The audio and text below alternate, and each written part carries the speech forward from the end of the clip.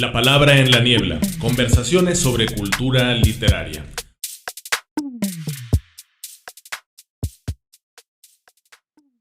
Muy buenos días, mis estimados radioescuchas. Los saludamos desde la ciudad de Jalapa. Mi nombre es Alejandro Solano Villanueva. Como cada segundo miércoles del mes, nos encontramos en este bonito programa llamado La Palabra en la Niebla.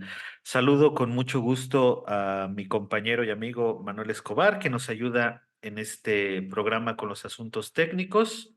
Y hoy tenemos un programazo, pinta que va a estar muy bueno. Así que quédense con nosotros porque desde San Cristóbal de las Casas, en Chiapas, nos acompaña la doctora Ana Alejandra Robles Ruiz. Ella es doctora en humanidades, maestra en humanidades y licenciada en literaturas hispánicas por la Universidad de Sonora. ¿Cómo estás, Ale?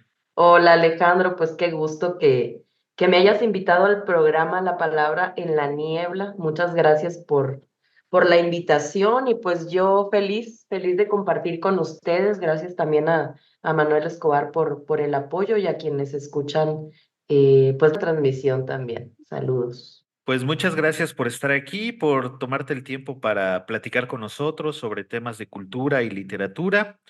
Les presento rápidamente a Alejandra Robles. Ella trabaja actualmente como profesora investigadora titular de tiempo completo en la línea de discursos literarios, artísticos y culturales en el Centro de Estudios Superiores de México y Centroamérica, mejor conocido como CESMECA, de la Universidad de Ciencias y Artes de Chiapas. También ha sido docente en otras universidades como la Universidad Estatal de Sonora y la Universidad de Sonora.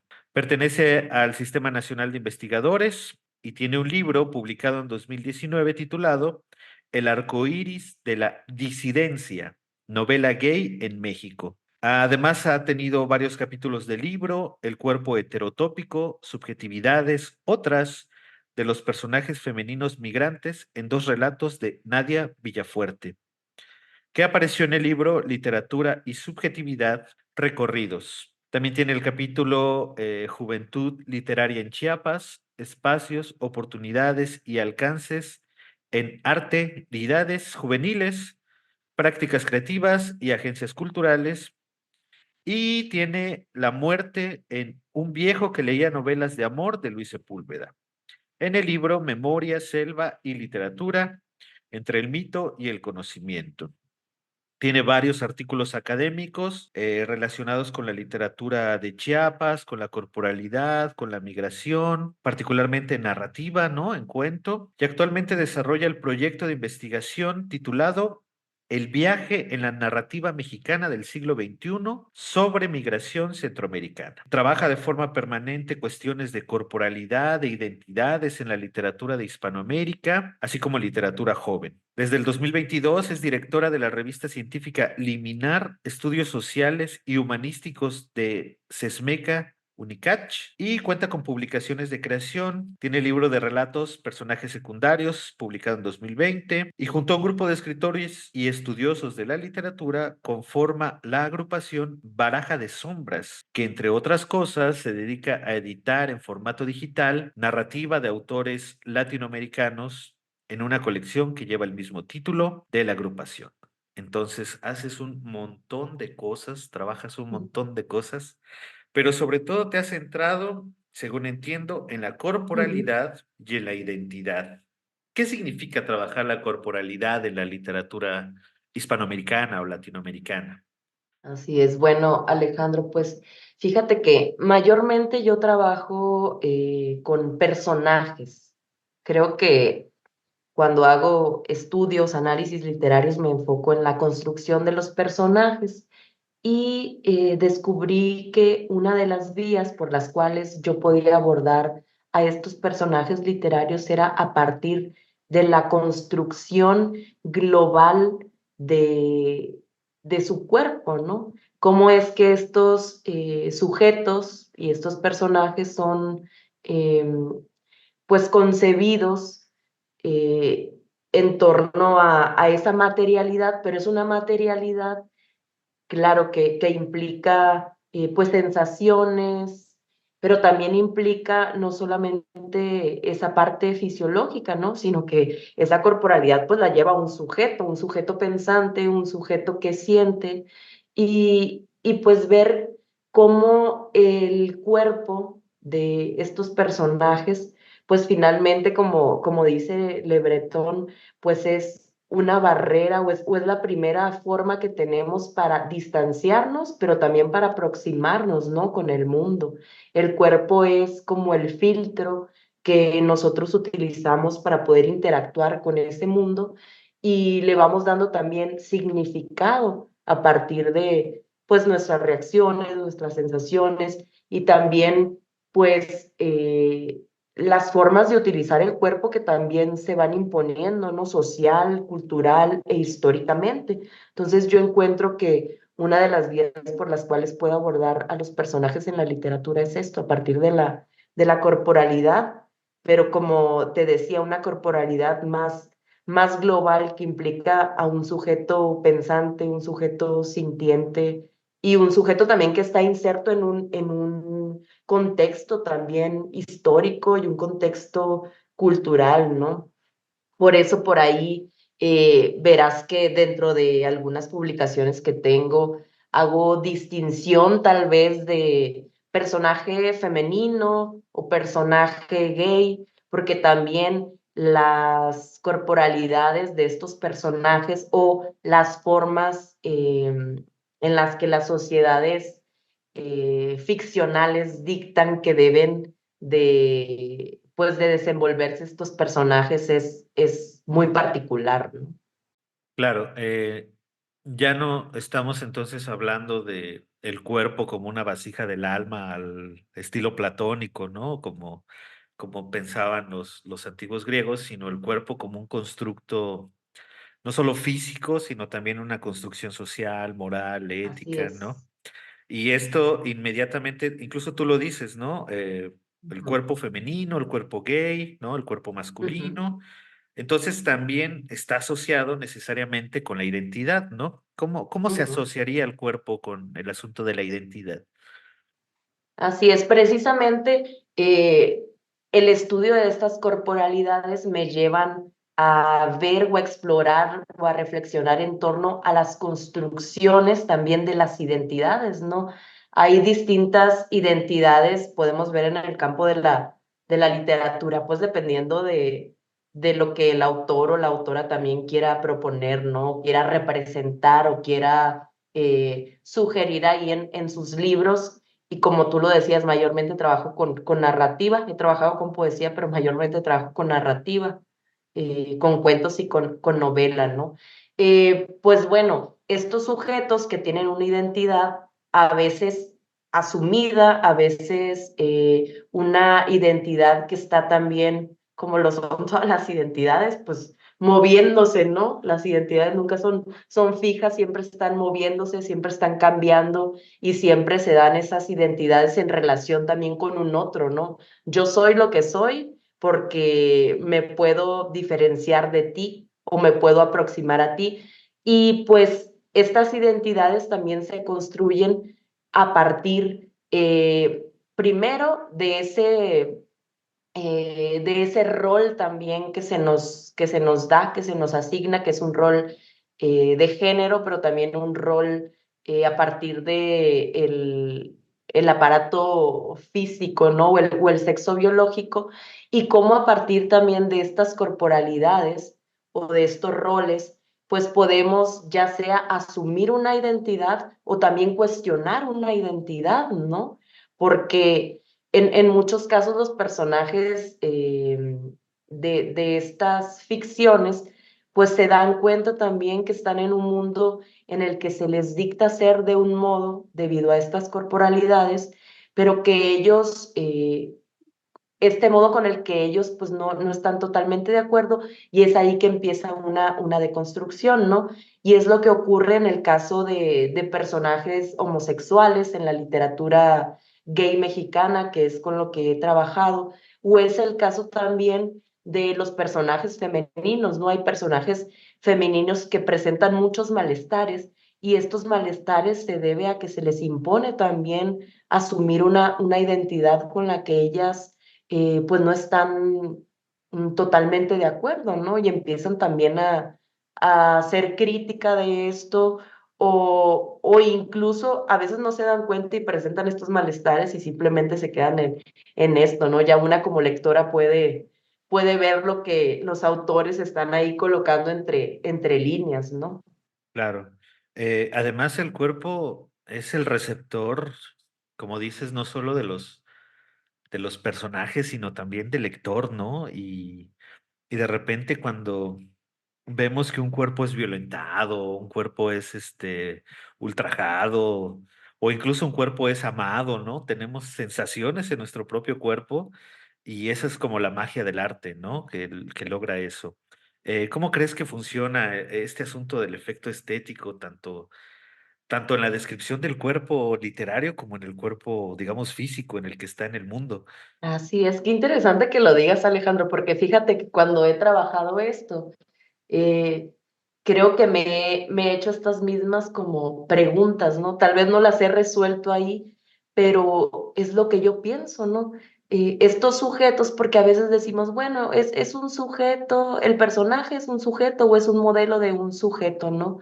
Pero más allá también de ver estos sentimientos, estos pensamientos, hay que ver también, pues, cuál es el medio físico a partir del cual se pueden desenvolver y desarrollar los personajes. Y como tú dices, pues es que el cuerpo está involucrado en todo, ¿no? Somos seres biológicos, somos seres que primero requerimos alimento, requerimos respirar, requerimos dormir para poder ser, ¿no? Es parte de nuestro ser y en el acto de lectura, como tú dices, está involucrado definitivamente el cuerpo, ¿no?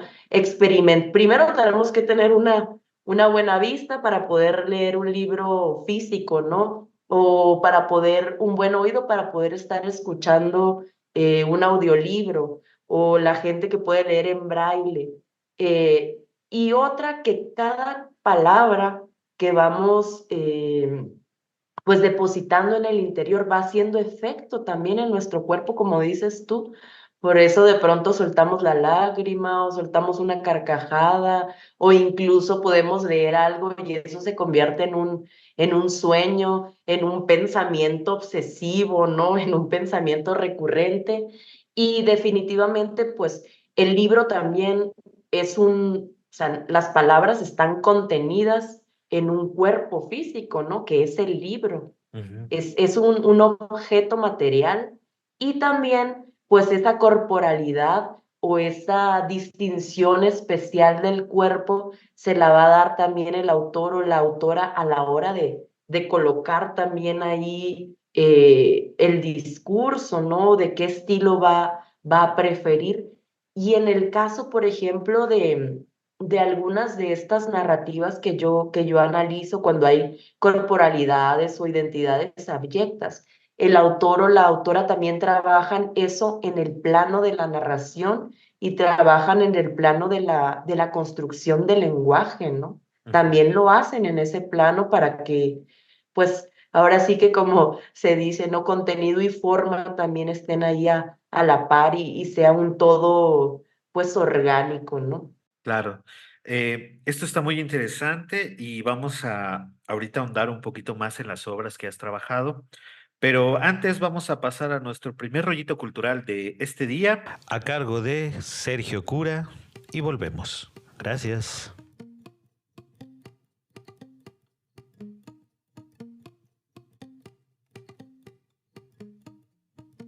¿Cómo se relaciona el cine de oro mexicano con la literatura mexicana? Esa es una de las cuestiones que trabajo en mi tesis. Quizá para algunos es bastante claro ver las cercanías entre el cine y la literatura mexicanos. Sin embargo, cuando lo descubrí fue todo un acontecimiento para mí. Permítanme contarles. Es una de las razones por las que surgió mi amor por el cine y también por la literatura, pero por ahora quedémonos en el cine. Como decía, una de esas razones fue las tardes que pasé en la Cineteca mientras hacía mi servicio social. En ese entonces no lo sabía porque era muy joven y soñador. Por suerte sigo siendo un soñador. Pero para mí, los cuadros de películas como Los Olvidados o Río Escondido, que se exhibían en la sala Lupe Vélez, influyeron muchísimo en el imaginario que tengo de México. Además del tiempo que pasaba anotando a los visitantes y cuidando de los cuadros, también influyó en mi imaginario de México las películas que vi en dicha sala. Fueron solo un par, María Candelaria y Macario, pero me cambiaron la vida. Ya un poco más grande y con un poco más de conocimientos, me di cuenta de que ambas películas fueron fotografiadas por Gabriel Figueroa. Y ahora que mencioné a Gabriel Figueroa, quiero detenerme un poco en él. Conforme fui consumiendo más cine de oro, me di cuenta de que gran parte de ese cine fue fotografiado por él. Así que creo que gran parte de mi imaginario de México se lo debo a este cine y a Figueroa. Sin embargo, he descubierto recientemente que esta construcción cinematográfica de Figueroa es un poco o bastante inventada, lo cual me parece bien, porque creo que contribuye a cuestionarnos el nacionalismo que nos inculcan desde la infancia. Ya que hablé del cine, también me parece interesante mencionar cómo mediante otra epifanía, Pedro Páramo, fui creando este imaginario de México que, repito, me parece artificial. Con las obras de Juan Rulfo me di cuenta de que muchos de los cielos nubosos y paisajes preciosos de Figueroa también los podría encontrar en El Llano en Llamas o Pedro Páramo. Y podría seguir con otros autores como Carlos Fuentes o Elena Garro, pero para no extenderme me limito solo a Juan Rulfo. Para cerrar, solo quiero decir que me parece interesante ver cómo estas conexiones entre historias y disciplinas pueden dar mucha tela que cortar. Por eso yo los invito a observar más allá de lo que tenemos a simple vista y a echarle un ojo al cine de oro mexicano, sobre todo al de Figueroa. Y con esto no me refiero a pensar en nostalgias o romanticismos ni en un pasado olvidado. Simplemente lo digo por si encuentran una nueva pasión. A mí, por ejemplo, me llevó a idear una tesis y a hacer una maestría de literatura.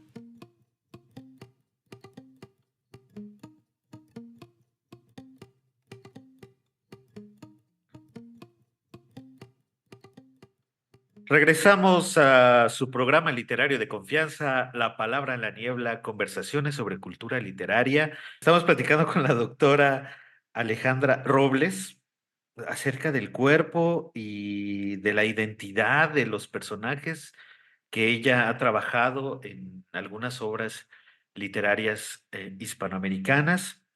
Y ella particularmente tiene, como les decía en la presentación, un libro que se llama El arco iris de la disidencia, novela gay en México. Si ustedes nos han seguido desde el principio, recordarán que tuvimos un programa hace un tiempo sobre las disidencias sexuales, y una de las cosas que en esa ocasión nos llamaba la atención era precisamente que parece que el espectro de literatura gay, por llamarla de algún modo, está como reducida ante los ojos de la gente, ¿no? O sea, es el vampiro de la colonia Roma y, y déjale de contar, ¿no? Pero tu acercamiento es diferente en el sentido en que hablas de la disidencia, pero me imagino que a través de la corporalidad que nos estabas explicando. ¿Cómo trabajas estos personajes? ¿En qué obras los has trabajado? Cuéntanos. Bueno, pues Alejandro, fíjate que yo en El arco iris de la disidencia novela gay en México, que es un libro que saco también a partir de mis tesis, tanto de maestría como de doctorado, pues abordo el inicio de lo que se considera como la novela gay en México. Ahora además, si tú te das cuenta, puedes encontrar una serie también bueno, en el plano también de lo social, de lo antropológico, de otras disciplinas, puedes encontrar una serie de sexualidades o de géneros que ya son muy variados, ¿no? No podemos reducir tampoco la sexualidad a mujer, hombre, gay, lesbiana y punto, ¿no? Hay Ajá. más, es un abanico más amplio. Ahora se habla, por ejemplo, del sujeto queer, que también se están haciendo muchos estudios en literatura sobre el sujeto queer o el personaje queer. Pero en este caso, en el libro que tú mencionas, yo trabajo novelas que salen publicadas entre 1978 a 1984, Ok. que es lo que Jordi Díez denomina como el primer periodo del movimiento LG en México. Y en ese periodo, pues surgen obras como justo El vampiro de la colonia Roma, que es un clásico, ¿no? Que además, clásico y un éxito editorial. Y esta novela es muy importante porque, como dice Muñoz, es a partir de la publicación del vampiro de la colonia Roma. que empiezan a producirse una serie de obras conocidas como literatura gay, así con ese nombre, o novela gay. También yo analizo Utopía Gay de José Rafael Calva, precisamente porque dije, bueno, al vampiro se le han dedicado muchísimos Sí, sí, trabajos, sí. que además es una excelente novela, es una novela que para mí está bien lograda. Y también trabajo con Las púberes canéforas de José Joaquín Blanco. Y trabajo estas tres novelas porque en conjunto estas novelas me hablan de cómo los imaginarios sociales de una época inciden en la conformación de las identidades de los personajes protagonistas de estas novelas, que son sujetos homosexuales.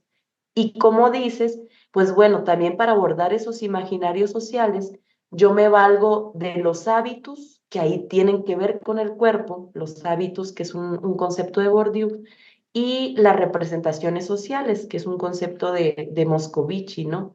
Entonces, pues estos usos del cuerpo, estas prácticas que a lo mejor están destinadas o divididas dentro de los mundos ficcionales, tanto para homosexuales como para heterosexuales o para mujeres, para hombres, pues me dan la pista o me arrojan luz sobre pues cómo estos personajes protagonistas conciben sus identidades, ¿no?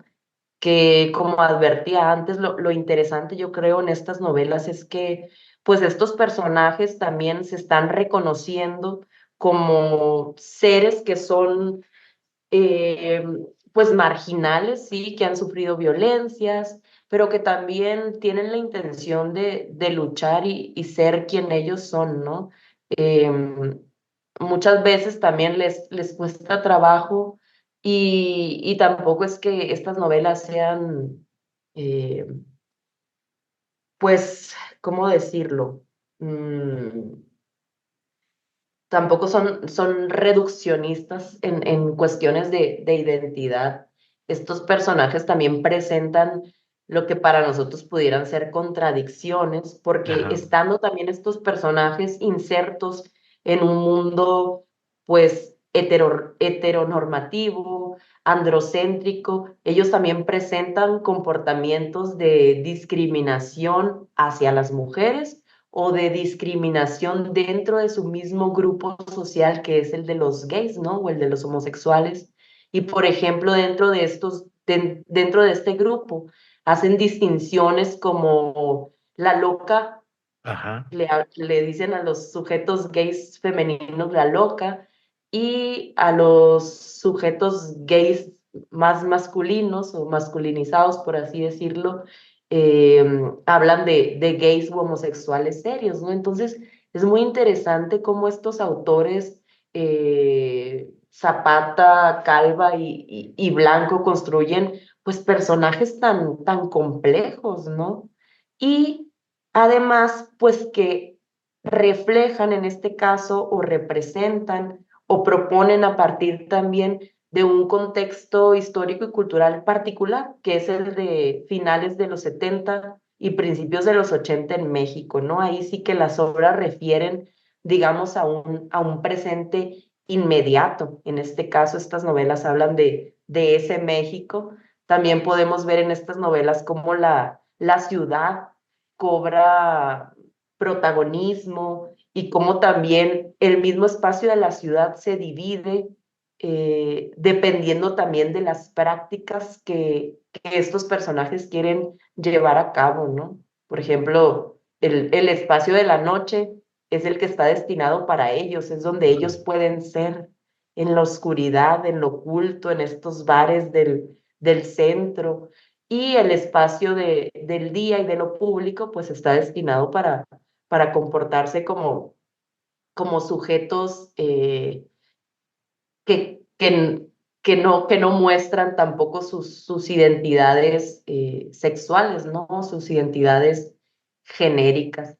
Entonces, pues eso, también retratan y reflejan una época, el espíritu de una época, e incluso pues El vampiro de la colonia Roma es una de las novelas que los sujetos que participaban en este movimiento de liberación homosexual llevaban, ¿no? Como estandarte, era Sí. como, se inspiraban también en El vampiro de la colonia Roma y estas otras novelas. ¿Podrías ponernos un ejemplo a lo mejor un poco más concreto con alguno de los personajes con los que hayas ahondado, en los que hayas ahondado? Ajá, déjame recuerdo. Bueno, pues yo creo que es más fácil hablar.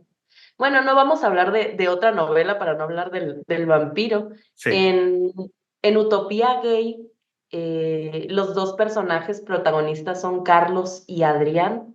Ellos son sujetos homosexuales que deciden formar una familia, ¿no? Y uno de ellos termina embarazado, Adrián. ¿Cómo? Pues bueno, es la propuesta de, Ajá. de José Rafael Calva. Y es muy interesante porque a pesar de que estos personajes están sugiriendo un mundo distinto, un mundo en el que es posible y en el que están reclamando también ellos vivir como una pareja y tener un hijo, de pronto también puede parecer contradictorio como estos personajes quieren formar o una familia como tradicional, ¿no? Claro, Porque claro. también ellos quieren tener este modelo tradicional de familia, y terminan también estos personajes criticando a otros sujetos, amigos de ellos, que tal vez se visten de mujer, ¿no? Eso no lo entienden. Entienden tener cariño o afecto hacia personas del mismo sexo, pero no entienden cómo un sujeto gay quiere vestirse de mujer. Entonces, esto es lo que hablaba yo antes, ¿no? De la complejidad, del grado de complejidad también que los autores como Calva le dan a sus personajes gays, ¿no?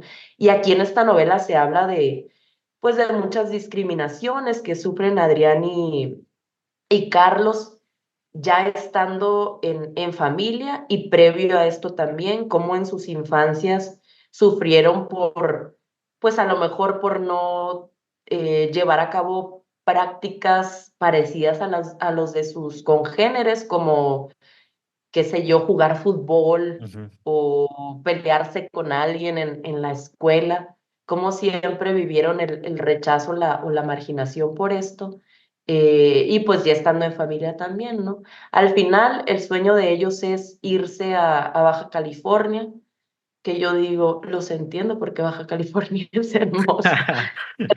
Quieren irse a Baja California, allá pues tener a su familia y vivir también apartados de la sociedad. Al final, pues es como un final un poco pues desesperanzador. Dices, bueno, no hay forma tampoco, o no hay una propuesta ahí de poder estar y poder convivir en sociedad, ¿no? Al final creo que esa es una de las críticas también que hace José Rafael Calva en esta novela, y por eso es que se titula Utopía Gay, ¿no? Esta es la utopía Ok. a la que ellos aspiran.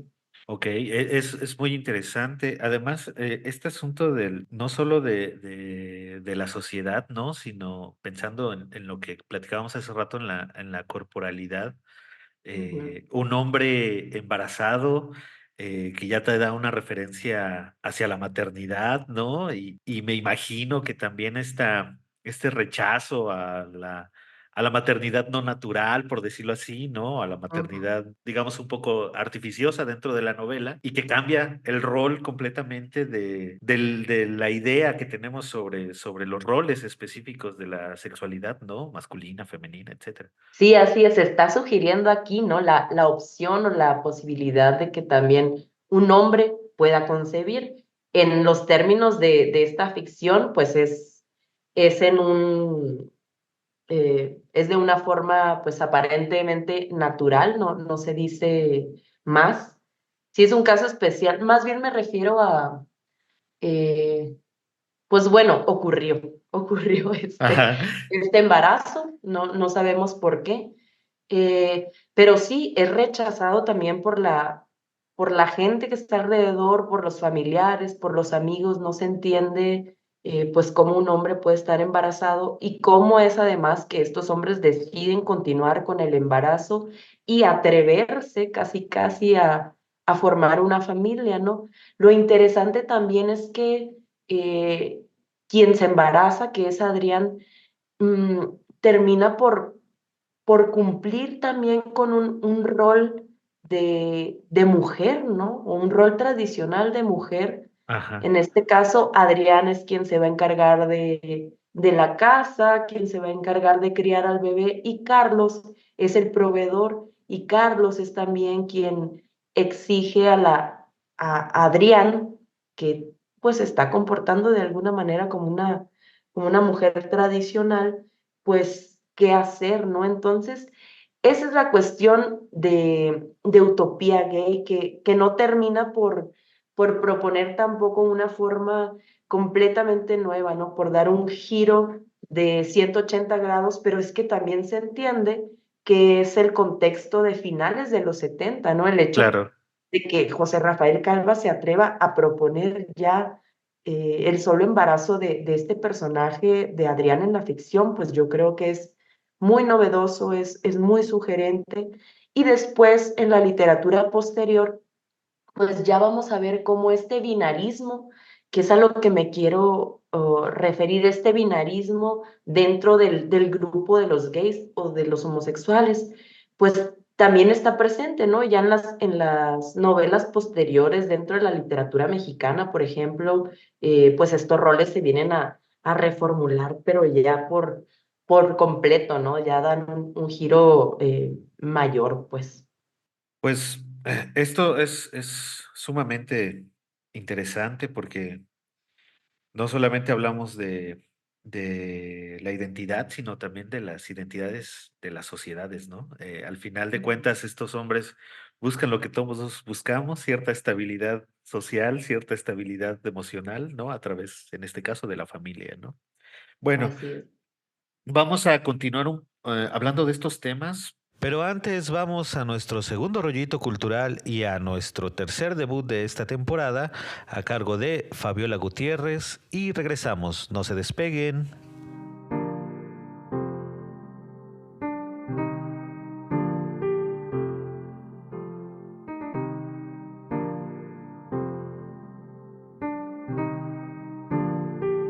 La memoria constituye nuestra existencia, nos da identidad, nos permite ser en el mundo. El acto de recordar nos salva del olvido. Acudimos al recuerdo como si observáramos una fotografía antigua y borrosa o como si recorriéramos con la mirada un libro polvoriento al que le hacen falta páginas.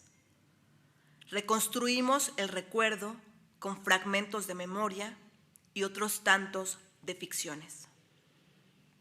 ¿Qué ocurre entonces con la memoria cuando se ficcionaliza un momento histórico como la Guerra Cristera? La memoria se convierte en testimonio.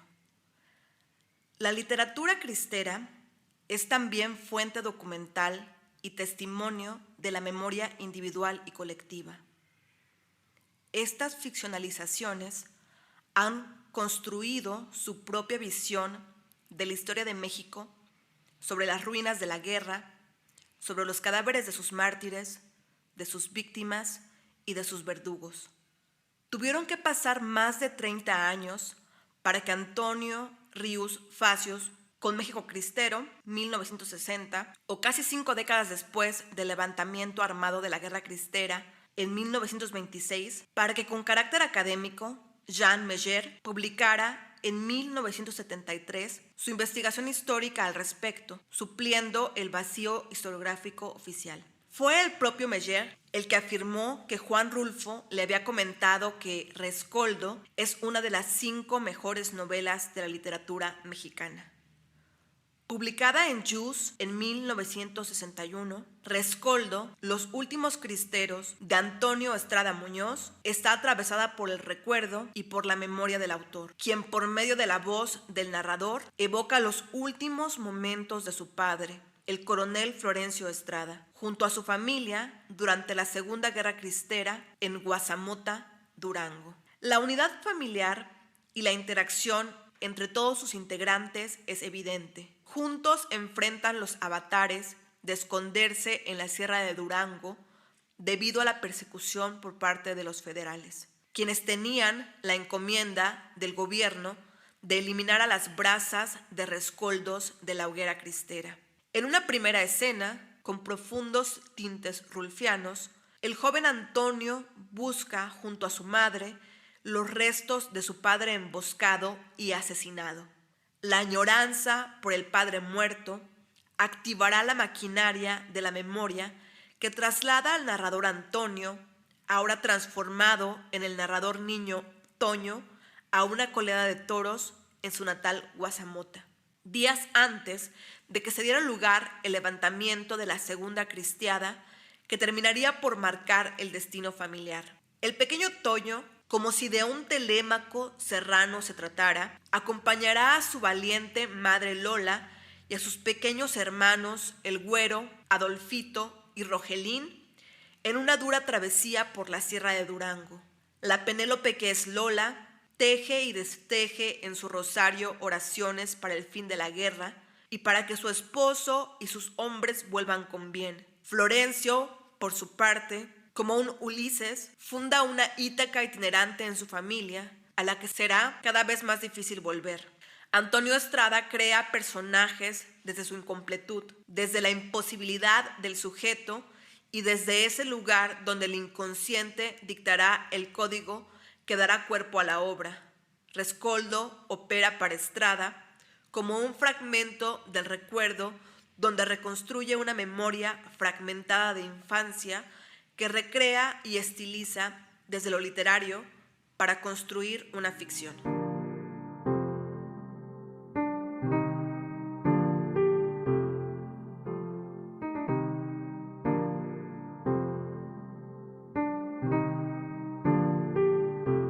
Ya estamos de regreso en La Palabra en la Niebla, conversaciones sobre cultura literaria. Estamos hablando sobre las corporalidades, estamos hablando sobre la novela gay de finales de los 70s y principios de los 80s. Te quería preguntar, ¿cómo ves el panorama actual de este tipo de novelas? Pensando que pues, la sociedad ha cambiado, ¿no? Y se ha integrado de una mejor manera, digamos, entre comillas, siempre, ¿no? El asunto de las disidencias sexuales a la propia literatura. Los personajes cada vez son más ambiguos, no solo moralmente, sino también físicamente, Ujú. estructuralmente, etcétera. ¿Cómo ves tú la situación de la novela mexicana específicamente, más moderna, por decirlo de algún modo?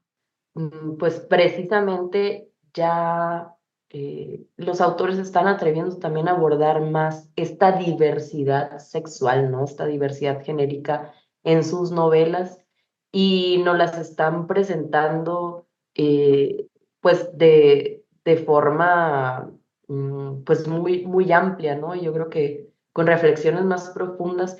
Incluso creo que muchos autores no es que hagan literatura gay, no es que hagan novela homoerótica o literatura queer, pero se permiten, por ejemplo, colocar personajes que presentan estas características o que tienen estos roles genéricos en sus novelas, ¿no? Ya como parte de un todo, es decir, sin ponerles una etiqueta, sin hacer distinción, sin darles tampoco un lugar especial en el sentido de exotizarlos, sino que ya forman parte también de esos mundos ficcionales pues, que construyen, ¿no? Pienso, por ejemplo, bueno, aquí sí tienen un rol protagónico, pero pienso en temporada de huracanes, ¿no? Por ejemplo, Claro. de Melchor, bueno, ahí es que estos personajes son protagonistas y tenemos a la bruja, pero también tenemos a estos dos muchachos, ¿no? Que cometen el asesinato de la bruja, que también se ve ahí pues una gama muy amplia, ¿no? Y qué podemos decir de ellos, que son heterosexuales, homosexuales, qué sabemos nosotros y qué importa tampoco, ¿no? Lo que importa es pues cómo estos seres son seres complejos, son seres que aman, seres que tienen pasiones y que las muestran y que las presentan ahí. Entonces yo creo que esto, que se está ampliando y también se está ampliando no solo la producción, sino la mirada también que tienen los autores y las autoras sobre estas cuestiones.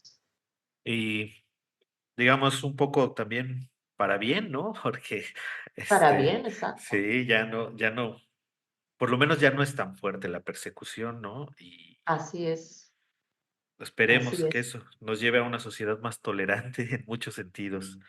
así es. Bueno, y hablando de, digamos, de la modernidad, de a lo que te estás dedicando actualmente, Ujú. estás desarrollando el proyecto de investigación El viaje en la narrativa mexicana del siglo XXI sobre migración centroamericana. Es decir, siglo XXI, digamos, producciones literarias del 2000 para acá, Ujú. eh, sobre la migración centroamericana. ¿Qué trabajas específicamente en este proyecto de investigación? Yo inicié, voy a hablar de lo previo a este proyecto. Cuando llegué a Chiapas, yo soy de Sonora, cuando llegué a Chiapas, empecé consultando la literatura, la narrativa de Nadia Villafuerte, que es una autora de aquí, excelente y joven autora chiapaneca. Pues toda la narrativa de Nadia Villafuerte tiene que ver con la migración y con la migración centroamericana, la migración actual, ¿no? Centroamericana, que tú sabes cómo está, que cada vez crece más y más. Yo aquí en Chiapas, pues lo puedo ver, pero es que todos, ¿no? Yo creo que los migrantes ahorita están llegando a todo México pues en este intento de instalarse en el país del norte, ¿no? En Estados Unidos. Y en su narrativa, Nadia Villafuerte trabaja mayormente con migrantes centroamericanos, con personaje femenino. Eh, yo encuentro que estos personajes femeninos, pues, es que deben enfrentar una realidad que es cruel, es dura para ellas, en primer lugar porque pues son de clase baja, no tienen recursos económicos, pasan por un país donde no tienen papeles, donde pues no tienen derechos porque no se cumplen los derechos humanos tampoco, por desgracia, pero además que viven la migración de una forma totalmente distinta a los hombres, precisamente porque pues son mujeres. Sus corporalidades, digamos, y aquí está la parte también de los cuerpos y las identidades, pues también define la forma en la que ellas van a vivir esta migración, este viaje de migración. Y encuentro, y aquí trabajo un capítulo del libro y trabajo también un artículo, que estos personajes femeninos lo que hacen es construir realidades más amenas para poder sobrellevar la realidad a partir de sus cuerpos, ¿no? A partir de la heterotopía de sus cuerpos, así es que le llamo yo, tomo el concepto de Foucault. Estas heterotopías son espacios otros, ¿no? Espacios que vamos construyendo dentro de nuestros mismos comunidades o sociedades para poder vivir cosas que no están permitidas pues en el cotidiano, ¿no? O también se pueden construir estos espacios al contrario, para alejar o para quitar de la vista a estos seres que son marginales o abyectos, como las cárceles, los psiquiátricos. Pero bueno, estas migrantes, en el caso de la narrativa de Nadia Villafuerte, lo que hacen es construir a partir de sus cuerpos por algún estímulo, ya sea por las drogas, por el baile, por el tatuaje o por el uso también de la misma imaginación, pues una realidad que es más fácil de llevar, ¿no? Y pues desde luego encuentro que es también porque pues lo único que tienen estas mujeres, estos personajes, pues es su cuerpo, no es la única propiedad que tienen y de alguna forma deciden reclamársela al Estado y al patriarcado y a sus familias y hacer uso de de esta propiedad que tienen, pues para vivir, ¿no? De mejor modo y poder transitar en esta vida y transitar también de Centroamérica a Estados Unidos, ¿no? Em, pues así es que inicio yo con la literatura sobre migración y ya después, leyendo pues muchas novelas sobre migración, me doy cuenta que más bien hay una producción importante de novelas en el siglo XXI en México que hablan sobre el viaje de migración del centroamericano, ¿no? Ya no es el viaje del éxodo mexicano, el Ajá, del mexicano que se va a Estados Unidos, ¿no? Ahora es el viaje del éxodo del centroamericano, pero que pasa por México y cuyo viaje y cuyo desplazamiento por México es muy, muy importante, ¿no? Es fundamental también para el desarrollo de estas historias. claro. Estos personajes, pues, no solo se enfrentan, digamos, a la situación económica de sus países, sino que entran a un sistema diferente, ¿no? Ujú, En México, que tampoco es que los mexicanos seamos muy santos, ¿no? También solemos generar mucha claro. discriminación y también solemos ser agresivos, violentos con el migrante. Eh, y estos migrantes, entonces, que han sido, eh, no sé si silenciados o poco visibilizados por la propia literatura, ahora tú observas que no solo tienen voz, sino que tienen cuerpos. Ujú, Y me llama mucho la atención que le llames heterotopía al asunto del cuerpo, porque entonces ese es un espacio en el que puedes sucederte, ¿no? O puedes ser de algún modo, ujú. incluso más allá del estado o de la propia economía o del propio lugar en donde te mueves, ¿no? Sí, sí, sí, son estos espacios finalmente de los cuales nos estamos apropiando, ¿no? Los personajes se apropian de estos lugares que en principio son de ellos, ¿no? Pero que Sí. social, culturalmente, históricamente, pues el Estado y en el caso de los personajes femeninos, pues el patriarcado ha utilizado primero para explotarlos laboralmente, para explotarlos también sexualmente y, y a lo mejor también estos personajes por esa historia, por esa educación o por las posibilidades o nulas posibilidades que han tenido, pues han cedido también este lugar, ¿no? Ahora es apropiarse o reapropiarse de este territorio y pues al final también el viaje de migración o el viaje que hacen los centroamericanos eh, migrantes lo hacen también en esta búsqueda, ¿no? Eh, de ese paraíso perdido, de eso que les fue quitado o que nunca les fue dado, más bien, Ajá.